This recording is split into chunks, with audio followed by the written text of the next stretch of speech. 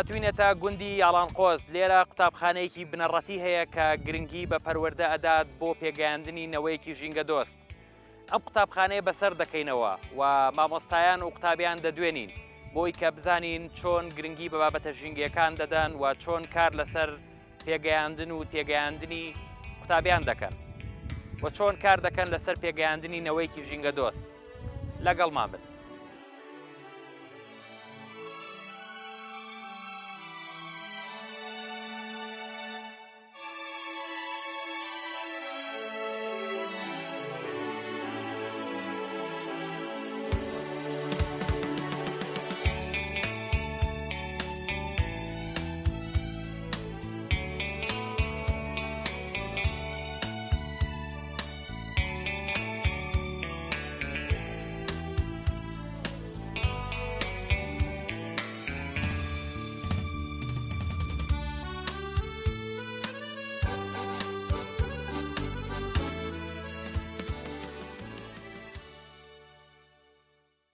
قوتابخانەکەمان لە ساڵی 1953 بۆ 1954 دامەزراوە. دوجاریش لە ساڵ 1991 جارێکی تر ئاوەدان کراوەتەوە و ئەم بینایشمان لە ساڵی 2014دا سەر لە نوێ بۆ دروست کراوەتەوە. ئێستاش قوتابخانەکەمان 22 قوتابیمان هەیە، پێش مامۆسامانەیە بەڕێوەبەرێک و کارگوزارێک. ئێمە لە قوتابخانەکەمانە گرنگێکی زۆر ئەدەین بە پەیامی زانستی و تەندروستی و ژینگەی. بۆ هەموو ئەم کارانە هەوڵمان داوە ڕێگای نوێ پەیڕەو بکەین تاکو پەیامەکان بە جوانی بگاتە بە قوتابیەکان.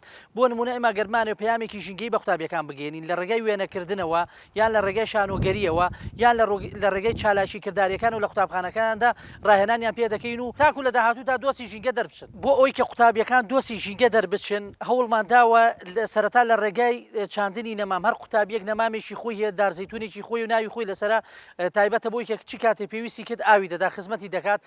ئەمە فێری قوتابیەکان فێریەوە بن نەوەکو لە دەرەوەش دارێک بشکێنێت و لە خێدار بچێت و بەڵکو دەبێت خزمەتیشی بکە و قوتابخانەکەش بە ماڵی دووەمی خۆی بزانێت. بە هەمان شێوە هەر قوتابیە گوڵی خۆی هەیە و خزمەتی دەکات بە پێی پێویست ئاویان دەدات. بۆ کارەکانی تریش تیر و توور و ئەوانە شەر دانخۆر و ئاوخۆرمان بۆ داناون هەموو ئەمانە لە خزمەتی ئەویان کە قوتابیەکان کەسی قوتابیەکان لێ دەچێت کە دۆستی ژینگە بن.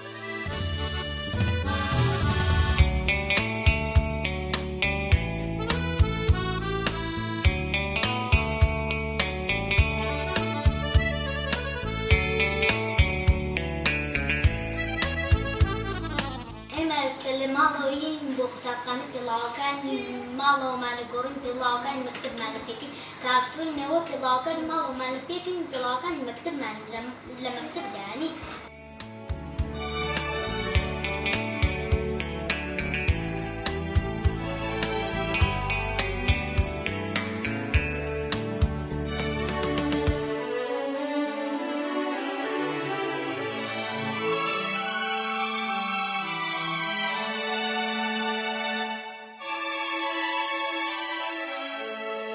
قوتابی خۆشەویستەکان من ئەمڕۆ باسی دەمودانشۆرینتان بۆ دەکەم. یەکەم جا بلوعەکە دەکەین نەوانێ فڵچەکە تەڕەکەین، دواوە معجومەکە کەینە سەر فڵچەکە و ئاوەکە ئاگرینوا بێ ئاو بە فیڕۆ بدەین. ئینجا دوایی دەمودانەکە ئەشۆین سەرەوە خوارەوە سەرەوە خوارەوانێ یان بەشەی بازنەی ئەیشوێن. ئینجا دوای دانەکە ئەکەینەوە بەشەکەی خوارەوەی ئاوە ئەشوێن دوای بەشەکەی سەرەوە. ئێمە لە قوتابخانەکەی خۆمان فڵسەمان هەیە تایبەت بە خۆمنای خۆی لێ نووسراوە معجومیشمان هەیە. ئێمە ڕۆژانە دەمودانمان نەشۆین لە ماڵەوە دووجاری شوێن و بەیانیان و شەوان ئەی شوێن لێرە فڵچە و معجونی تایبەت بە خۆمان هەیە.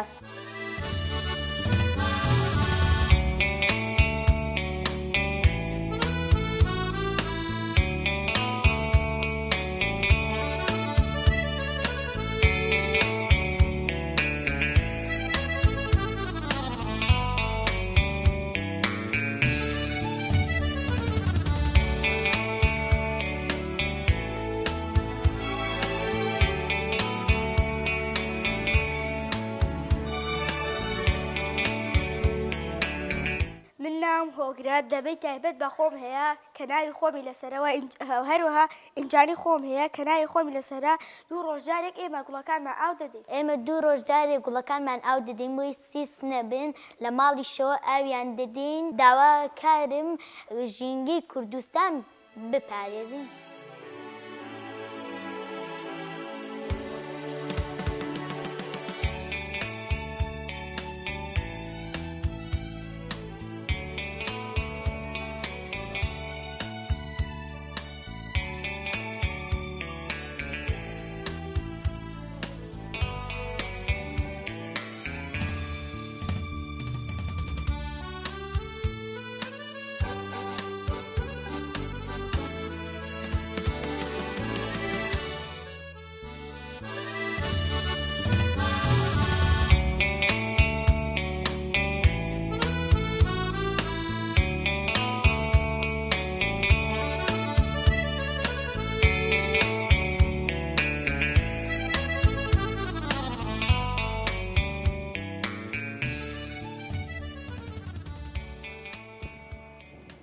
ڕۆژە ڕێنایەکتان پێڵم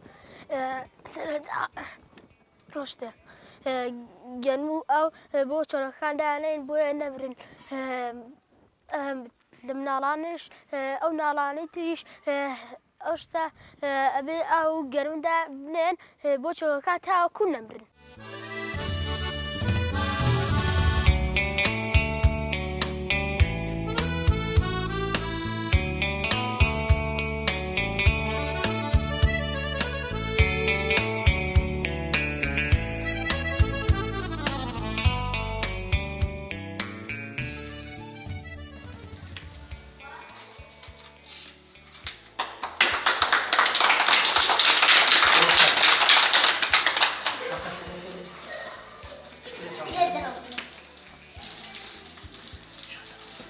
خۆراستەی بە تێکدورەکان هەر پیسێک لە ژینگەدا بوو هەڵی دەگرینەوە ئەوەش بووە دەبێت ئاوی بووەکان بدەین نابێت ئاو خەسار بکەین لە کاتی دەست شۆردن گڵۆپەکان لە کاتی پێویستە ئابێ بکوژێنیتەوە و ئەوەش نەمامەکان ئاو دەدەین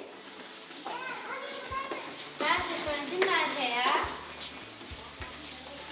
باقی خۆتانە هەرچێک بکەن پێویستە حکومەت کار بکات مافەکانمان جێبەجێ بکات مافی ئەومان هەیە کە ئیشی قورسمان پێ نەکرێت مافی ئەومان هەیە کە نەخۆش کەوتی بچین بۆ لای پزیشک مافی ئەومان هەیە بۆ خۆمان بەڵتی خۆمان چی بکەین مافی ئەومان هەیە کە لێمان کوڕە نەبن کە لێمان هەیەن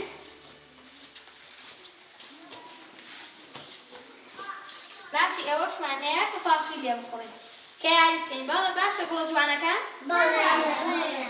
این رو قوتابخانەی یاڵانقۆز پێشەنگایە کرایەوە کە لە باسی ژینگە و سروود دەکات. وێنەی پێشانگاکە لەلایەن قوتابیانەوە کێشراوە و باس لە پاراستنی ژینگە و مافەکانی دەکا.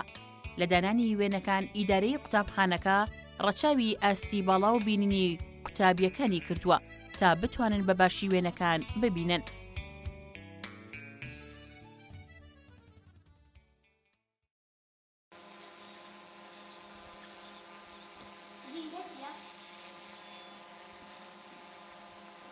ئەو دەوروبەرە ژیانبەخشەیە کە ئێمە تیایدا خاک و ئاو و هەوا و ڤیندەوە و شوێنەکانی دەوروبەرمان ژینگەین. چی لە ژینگەدا دەشین؟ منداڵان و تەکنۆلۆژی و تۆکەلێت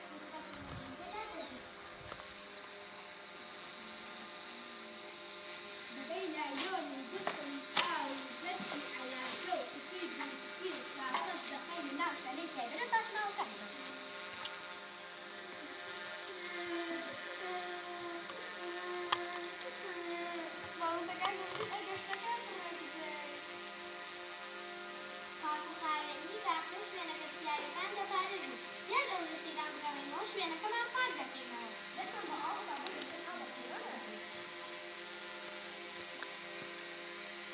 هاریزگاری لە بۆ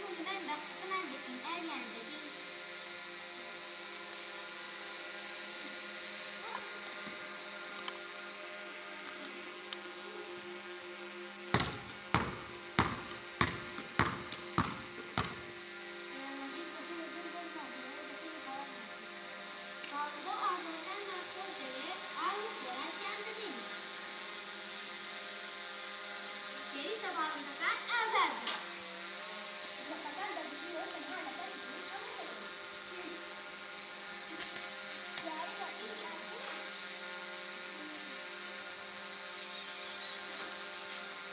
ساسی بەکارهێنین و وەرگرتن جیگە پارێزەکانمان خۆش دەوێت و ساوازمان دەکەین. پاک و خاوێنی ژینگە، پاک و خاوێنی ژینگە، لای هەموومان گرینگە. کارێکە پڕ پیرۆزی، هێمایە بۆ دڵسۆزی. دەبێ هەموو بەشداری، چالاک و دەست بەکاری. هەتا ژینگە مەڵخەم بێ، دوور لە خۆڵ و قاچاق بێ. هەر کەسە و ڕاستی خۆی، بەرپرسێکی باش بێ ڕۆی. لە ژینگەی خاوێن و جۆن، لەشسەق دەبین هەموومان.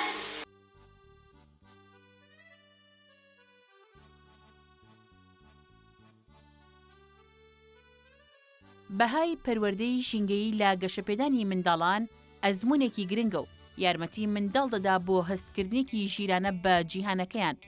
بۆ ئەوەی بیری بەهای ژینگە لای منداڵان گەڵاڵە بکرێ، پێویستە بەرنامە ڕێژی بکرێ بە زۆر دووبارەکردنەوە و پێدانی هەلی جیاواز بۆ ماوەی ساڵانێکی زۆر، چونکە منداڵان کاتیان پێویستە بۆ ئەزمونکردن، گەڕان و گفتوگۆکردن و بەکرداریکردنی زانیاریەکان بۆ ئەوەی باشتر تێبگەن. زانراوە کە منداڵان باشترین شێوازی فێربوونیان لە ڕێگەی پەیوەندیکردنی ڕاستەوخۆ لەگەڵ ژینگەکەیان و بەکرداریکردنی زانیاریەکانە بە هەبوونی هەلی زیاتر بۆ ئەنجامدانی. بۆیە ئەزموونی ژینگەیی یارمەتی بەهێزکردنی بیرۆکەکانی منداڵان دەدات و سنووری فێربوونەکەیان فراوانتر دەکا. یارمەتی هاندانی سروشتە زانین خوازیەکەی منداڵان دەدا بۆ جیهانەکەیان، وا لە منداڵان دەکا ڕێز لە شتە زیندوەکان بگرن. منداڵانێک کە شتە زیندوەکان دەنرخێن و لە گرنگی پەیوەندی نێوانیان تێدەگن، کەمتر توانای ئەزیەتدان و شێواندنیان دەبێت.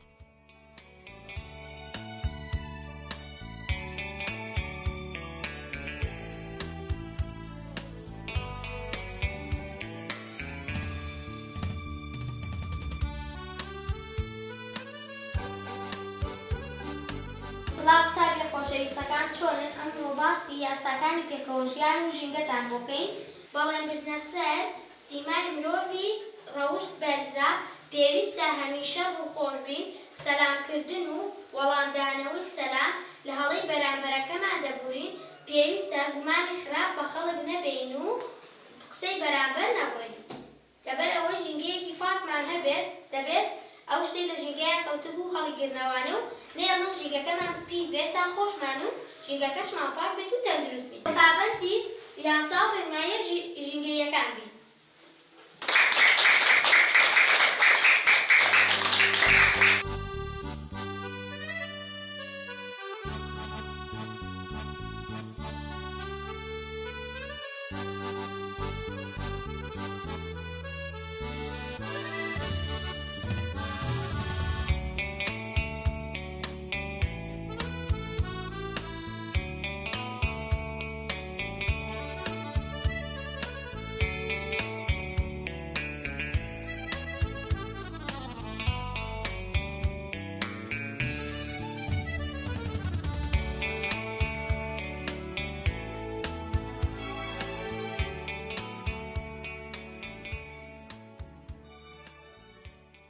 سڵاو هاوڕێیان، ئەمڕۆ باسی ئامێری ئاگرکوژێنەوەتان بۆکەین.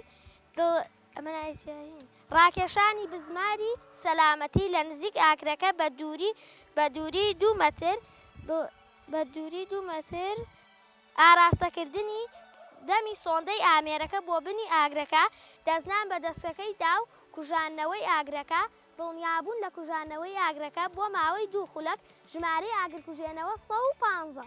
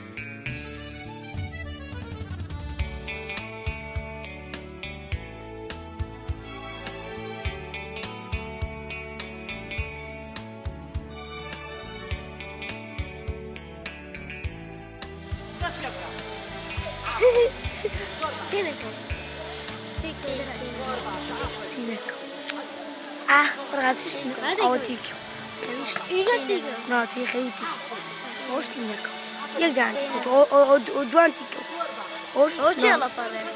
هۆش تیکە هۆ سێدان تیکە و دەست ئەو چواردان تیکە ئەو چێ بڕیتان ئەو ئاخر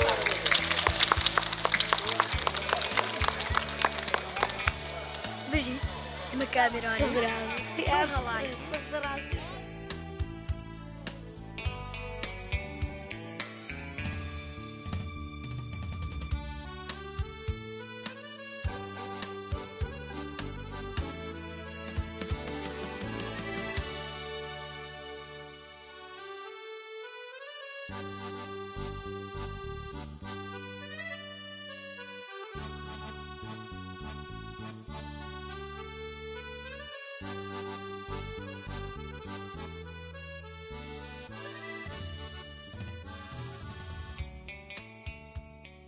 دەستان خۆش بێ بۆم دەرفەتە قوتابخانەی ئاڵانقۆز یەکێکە لەو قوتابخانەی کە سەر لە سنووری پەروەردەی دوکانایە یەکێکە لەو قوتابخانانەی کە گرنگیەکی زۆری یاوە بە ژینگەیەکی پەروەردەی تەندروست بۆ قوتابیەکانی ئەو ژینگەی لێرە فەراهەم کراوە لە کەم قوتابخانەیە تەنانەت ئەتوانم بڵێم لە قوتابخانەکان ئەهلیەکانیشە ئەو ژینگەیە فەراهەم نەکراوە بۆ قوتابیەکانی ئەو ژینگەی لێرە دابین کراوە ژینگەیەکە پڕە لە چالاکی جۆرا و جۆری پەروەردەییانە بە شێوازێک چالاکیەکانیان تەنانەت ئەگەر لە ساحەکەەوە سەیریکەی ئەو تەختیتانی کە کراوە ئەو شێوازێکە کراوە زیاتر شێوازی پەروەردەییانەیە جگەلەوەی کە گرنگیراوە بە سەوزکردنی قوتابخانە گرنگیراوە بە هەموو قوتابیەک درەختێک ئەچێنێت بۆ ئەوەی کە گرنگی ژینگە بزانێت کەواتە چەند گرنگیراوە بە زانست و زانیاری لە پێشۆ گرنگیراوە بە پەروەردەی تەندروست بۆیە لێرە کاتێک کە کەسایەتێک دروستە بێت کەسایەتێکی بەهێز دروست ئەبێ لە پاشە ڕۆژە بە هیوای ئەوەی کە بێتە قائیدێکی باش تەنانەت جێدەستیان ئەوەنە دیارە ئەو قوتابیەی کە لێرەوە سەر ئەکەوێت بۆ قۆناغەکانی ئامادەیی و تەنانەت زانکۆش لەوێش جێدەستی قوتابخانەی ئاڵانقۆزی پێوە دیارەکە بە نمرەی بەرز و بە پەروەردەیەکی جوان ئەتوانم بڵێم ئێستا لەسەر ئاستی پەروەردەی دووکان ئەو قوتابیەی کە لە ئاڵانقۆز دەرچوو ئەچێتە ئامادەی لە ئامادەی پلەی بەرز ئەهێنێت لە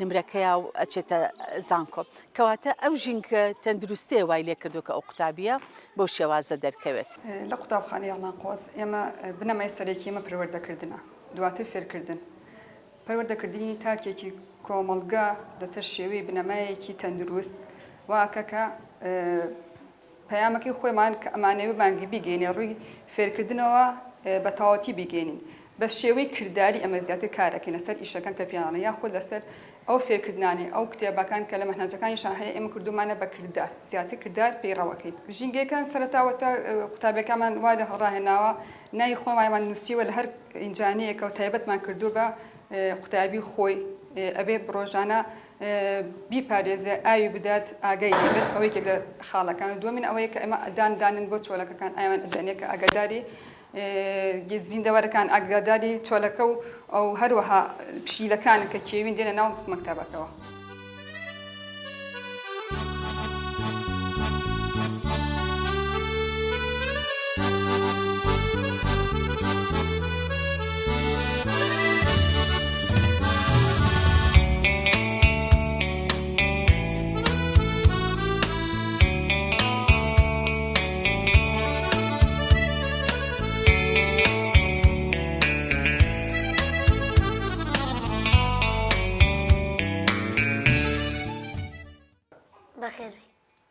پەیامت چییە بۆ قوتابخانەکەمان؟ پەیامی من بۆ قوتابخانەکەتان ئەوەیە کە ئەو کارە باشانەی کە کردوتانە لە بواری پەروەردەیی بۆ پێگەیاندنی نەوەیەک کە ئەو نەوەیە دۆستی ژینگەبێ یان نەوەیەکی پەروەردەکار بێت و ئەو نەوەی بێ کە نەوەیەکی وشیار بێەوە بە ئاگا بێت بەردەوام بن لە سەرم کارانتان بە تایبەت ئەوەی کە بەلای منەوە خاڵی سەرنجڕاکێشە ئەو کارانەیە کە لە بواری پەروەردەی ژینگەیە کردوتانە یعنی زۆر شتی جوان ئەبیرمەوە لە ناو قوتابخانەکەتانە کە ئەو مناڵانە ئەگەر لە ئێستەوە کە ئێوە فێری ژینگە پارێزی ئەکرێن لەلایەن مامۆستاکان و لەلایەن ئیداری قوتابخانەکەەوە بە دڵنیاییەوە ئەمانە نەوەیەکی دۆستی ژینگەن و لە داهاتوە بن بە پارێزەرێکی دیار لە باشووری کوردستانە و ئەتوانن ڕۆڵ ببینن بۆ پارێزگاریکردن لە هەسارەکەمانەوە پارێزگاریکردن لە ڕەگەزە ژینگەکانی ئاو هاو خاک. زۆر سپاس بۆ ئێوەش.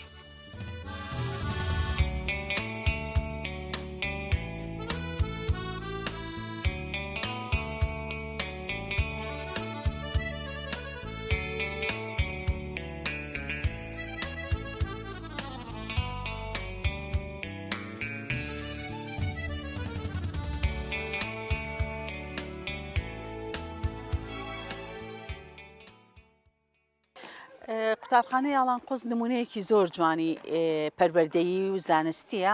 من ئەتوانم بڵێم بۆتە سەرچاوەیەک بۆ زۆربەی زۆری قوتابخانەکان کە ڕۆژانە و ساڵانە بەردەوام سەردانی ئەم قوتابخانەیە ئەکەن و من هیوادارم لێرەشەوە زۆربەی ئەو شوێنانەی کە بیانەوێت فکری جوان کە بیانەوێت ئەدای جوان کە بیانەوێت شێوازی زانستی تازە بەردە ناو قوتابخانە سەردانی ئەم قوتابخانەیە بکەن لە گوندێکی ئاوایە لە ژینگەیەکی ئاوایە لە بتوانیت قوتابخانەیەکی ئاوا دروستکەی لەسەر توانای تایبەتی بەڕێوەبەر و مامۆستاکان. وا بکەیت کە قوتابخانەیەک دروستکەی من وەکو وتم لەسەر ئاستی ئەتوان بڵێم هەرێمی کوردستان لە قوتابخانە ئەهلەکانیش قوتابخانەی وایتیانە بۆیە خۆزگە لە دەستەڵاتە بواە ئەمە هەروەکو سنتەرێک بەکارمان بهێنا سنتەری توێژینەوە بواە و لێرەشەوە حەزەکەم زۆر ئەو قوتابخانە و خوێندنگانەی کە ئەیانەوێت سەردان بکەن پەیوەندی بکەن بەڕێوەبەرەوە بۆ ئەوەی کە کۆمەڵێ فکری جوان و کۆمەڵێ وەسائلی جوان و کۆمەڵێ کاری جوان لەم قوتابخانەیە ئەکرێن. ڕەنگە ئێستا ئەوەی کە گوێی لە من ببڵێ لەبەر ئەوەی کە قوتابیان کەمە ژمارە قوتابیەکانیان کەمە یاخود پاڵپشتێکیان هەیە من لێرەوە ئەڵێم ئەم قوتابخانە هیچ پاڵپشتێکی نییە تەنها و تەنها خۆشەویستی بەڕێوەبەر و مامۆستایان کە بە تیمێک کار ئەکەن جگەلەوە خۆشویستنی پیشەکەی خۆیان و هەوڵدان بۆ سەرکەوتنی پیشەکەی خوان و قوتابخانەکان وای لێکردوون ئەم کارە بکەن گەرنا هیچ پاڵپشتێکی مادی نەبووە پاڵپشتی معنەوی بەردەوام من وەکو معنەوی لە پشتیان بووم بەڵام ئەگە بڵێم مادیەن زۆر کەمتر لە قوتابخانەکانی ترکارم بۆ کردوون هیواداریش بووم کە ئەم ستافە بەرمە قوتابخانەیە کە قوتابی زۆری تیابێت و قوتابی یعنی زۆرترین ڕێژی تیابێت بەڵام دۆخی ئێستای ناوچەکە ئەوە ناخوازێت کە بیگوازمە گەردنا پێمان خۆش بوو ئەم تەجروبەیە لە مەکتەبێکی گەورەتریشە دووبارە بکەینەوە. لە قوتابخانەکەمانە گرنگی زۆرمانیاوە بە کتێب و خوێندنەوەی کتێب و خۆشەویستکردنی کتێب لە لای قوتابیەکان کتێبەکانیش لە بواری ژینگەی پەروەردەی زانستی چیرۆک شێعرە کە سوودی زۆری دەبێت بۆ بەهێزکردنی توانای عەقڵێتیان و توانای گفتوگۆکردن و نووسینیان تۆمارێکمان داناوە بۆ خواستنی کتێب بۆ قوتابیەکان لەو تۆمارەیە هەر قوتابێک کە کتێبەکەی داواکرد ناوێ نووسین بۆ ڕۆژی دوایی بۆمانێنێتەوە من خۆم بڵین کە ئانێمە لە بابەتی وانەی کوردیان پێڵم توانای خوێندنەوە و گفتوگۆکردن و نووسینیان زۆر باشتر بوو لە چاو پێشووترە بڵێ ئێمە جیاواز لە قوتابخانەکانی تر کتێبخانەکەمان لە ژوورێکی تایبەت بۆ داناون بۆی قوتابیەکان هەچ کاتی ویستیان خۆیان ئارەزویان لێبێ بێن کتێبەکان بەرن و ئەو کاتە ئێمەش ناویان تۆمار بکەین ئەو وانە ژینگەیانەی کە بە قوتابیەکانمان وتووە کاریگەری زۆری هەیە لەسەر قوتابیەکان و ڕەنگدانەوەی هەبووە لە ژیانی ڕۆژانەیانە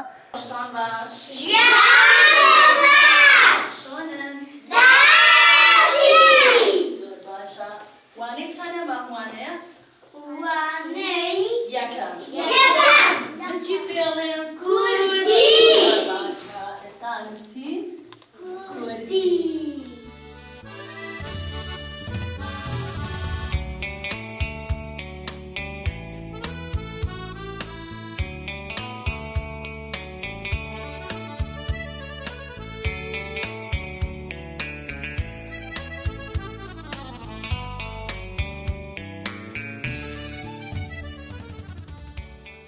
ئێمە وەک مامۆستا بەرپرسیارەتی گەورەمان لە سوودایە بەرامبەر بە نیشتیمان و کۆمەلگاکەمان کە پەروەردەکردنینەوەکانمانە بەزانست و هەموو بنەما پەروەردەیەکان بە ئەرچی خۆمانی دەزانین نەوەیەک پەروەردە بکەین تاوەکو بتوانێت گۆڕانکاری گەورە دروست بکات بە فکری نوێ و زانستی بەشدار بێت لە بنیاناتی داهاتوومان بە شێوەیەکی باشتر لە وتنەوەی وانەکاندا نوێترین ڕێگا زانستیەکان بەکاردەهێنین بۆ گەیاندنی پەیامەکان. کۆمەڵێک بنەمای گرنگ هەیە کە کاری لەسەر دەکەین لە قوتابخانەکەماندا ڕۆژانە ئەو پەیامە بە قوتابیەکان دەدەین کە لە هەڵەکردن نەترسن، هەڵەکردن بە بەشێک لە پرۆسی فێربوون بزانن و بە شێوازێک وانەکان دەخینە ڕوو کە لە یادەوەری درێژخایانی قوتابیەکاندا بمێنێتەوە بۆ ئەوەی کە قوتابیەکان بجوڵێن، توانای گریمانەدانانیان هەبێت، سرنجی شتەوردەکان هەبێت، گرنگی بە جۆرەکانی پرسیار دەدەین تاکو ئەوەی کە ئەو قوتابیەکی و ئەومان بۆ بەرهەم بهێنێت. و خاڵێکی تر گرنگی ئەرچی مامۆسا لێرەدا ئەوە نییە کە قوتابیەکان ئەرچی مامۆسا ئەوە نییە کە قوتابیەکان فێرکان، بەڵکو دەبێت ژینگەیەکی لەباری گونجاو بڕەخسێنێت تاکو قوتابیەکان فێربوون ببن. ئەوەی ڕاستی بە من لە سەرەتای دەست بەکاربوونمەوە هەروەکو هەموو قوتابخانەکانی تر کە چۆن سەردانم کردن، ئەم قوتابخانەیە یەکێک بوو لە قوتابخانانەی کە سەردانم کردن. بەڕاستی هەر لە سەرەتای سەردانکردم و هەر لە دەرگاکەکەی تەژورە کۆمەڵێک کاری پەروەردەیی و زانستی سەرنجە ڕائەکێشە. بۆیە کە سەردانی ناوپۆلەکانم کرد و شێوازی قوتابخانەکەم بینی بەڕاستی سەرنجی ڕاکێشان پاڵپشتێکی معنەوی بەهێزم لێرەیە بۆ ستافی ئەم قوتابخانە جوانە.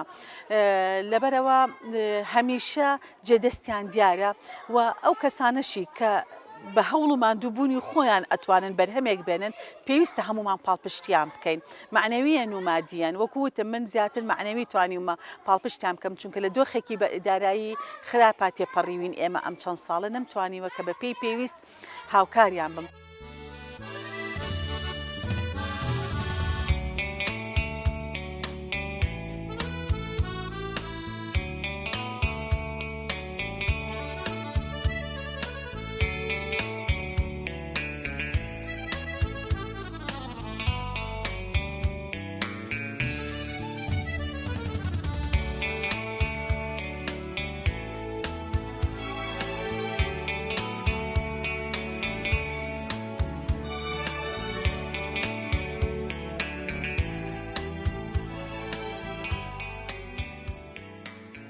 ئێمە بۆ ئەوەی کە قوتابیەکان باڵندەکانیان خۆش بوێت و لە دەرەوە ئازاریان نەدەن، بۆی کە پەیوەندی دروستکە لەگەڵ ئەو باڵندانەیە هاتوون هێرانەمان بۆ دروستکردوون بۆ باڵندەکان.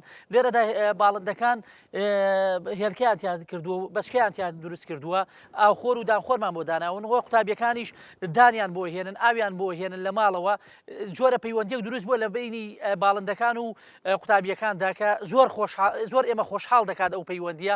کارەکاتە سەرەوەی کە ژینگەی کوردستان هەمووی بپارێزرێ، بیر لەوە نەکەینەوە ئازاریان بدەین و بیر لەوە نەکەینەوە لە ماڵەکانە خزمەتیان بکەین، ئەتوانین ئێمە لە ماڵەکانە خزمەتیان بکەین و سەربەسی و ئازادیش بن، هێلانەکانیان بۆ هەڵبواسین. ئێمە لە قوتابخانەکەمانە سەرەتا کە دەستمان پێکرد لەم دارزەیتونانەوە دەستمان پێکرد، هەر قوتابیەک دارزەیتونێکی خۆی هەیە و ناوەکانمان بۆ هەڵواسین بۆی کە خۆیان خزمەتیکەن. ئێمە لە قوتابخانەکەمان باخەوانمان نییە، بۆیە لەم ڕێگایە شۆفێرمان کرد کە قوتابخانەکە بە بەشێک لە خۆیانی بزانن، خۆیان بە خاوەنددارێتی قوتابخانەکە و دارەکەش بزانن. ئەمە سوودی بۆ ئەوەش دەبێت لە ڕێگەی ئێرەوە لە ماڵی شۆتوانن خزمەتی دارەکانی ماڵی خۆیان بکەن و سروشتی کوردستانیش داربەڕوەکان و شاخەکانیش بپارێزن و شوێنە گشتیەکانی سێرانگەکانیش هەر بپارێزن. ئەمانەیە ئەو پەیامیان پێ بگەێنین بە هیچ جۆرەبی لەوە نەکەنەوە ئەم دارانە بشکێنەوە یان بیان سووتێنن بۆی سروشتی کوردستان جوانتر بێ و ئاوهەواشی پاکترمان پێشکەش. وەکو باسم کرد لە قوتابخانەکەماندا ئێمە هەر قوتابیەک نەمامێکی خۆی هەیە. لێرەدا ئەم نەمامە هینی پەیمانە، ئەم نەمامەی تریان هینی شازادەیە، ئەم نەمامەیان هینی کاڵەیە، ئەمەیان هینی جوامێرە، ئەمەیان هینی مەحەممەدە.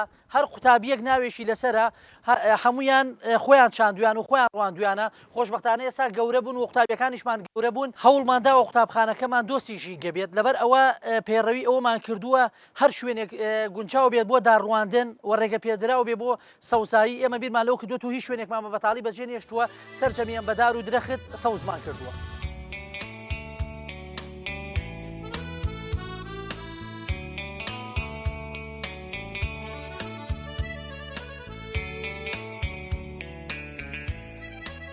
خوێندنی ژینگە وەگوانەیەک لە بەرنامەی خوێندن بۆ مامۆستا و قوتابیان زۆر بیرۆکە لە خۆ دەگرێت، وەک جوانبینی، ڕێز و گرنگیدان بە زەوی و پەیوەندی بەیەکەوە بەستراوی مرۆڤ و ژینگەکەی.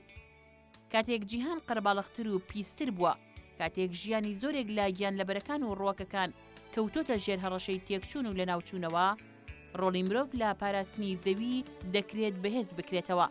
لە ڕێی خوێندنی ژینگەیەوە مناڵەکان فێر دەبن چۆن ئەوان کاریگەری دەخەنە سەر ژینگە و ژینگەش چه کاریگەریەکی هەیە لەسەر ئەوان.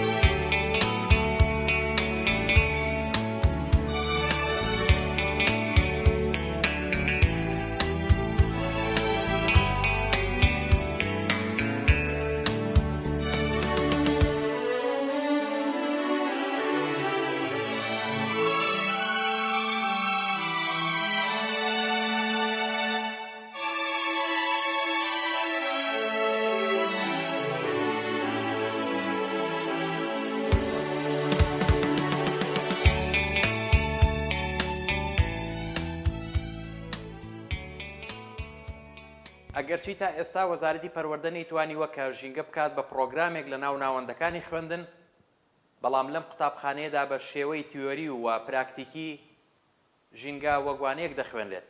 جگەل لە پەیڕەوکردنی پرۆگرامەکانی خوێندن بە شێوەی زانستی نوێ، هاوکات ئەم قوتابخانەیە توانی وێتی ببێت بە ناوەندێک بۆ ئەوەی کە قوتابیان و مامۆستایان لە شارەکانەوە بێنە ئەم گوندە دوورە دەستا بۆ ئەوەی ئەزمون و کارەکانی ئەم قوتابخانەیە لە ناو ناوەندەکانی خۆیاندا دووبارە بکەنەوە. ئێمەش هیوادارین کە وەزارەتی پەروەردە بتوانێت سوود لە ئەزمون و کاری ئیداری ئەم قوتابخانەی و مامۆستاکانی وەربگرێت بۆ دووبارەکردنەوەی لە قوتابخانەکانی دیکەی باشووری کوردستان. تا بەرنامەیەکی دیکەی ژینگە پارێزی هەر شاد بن.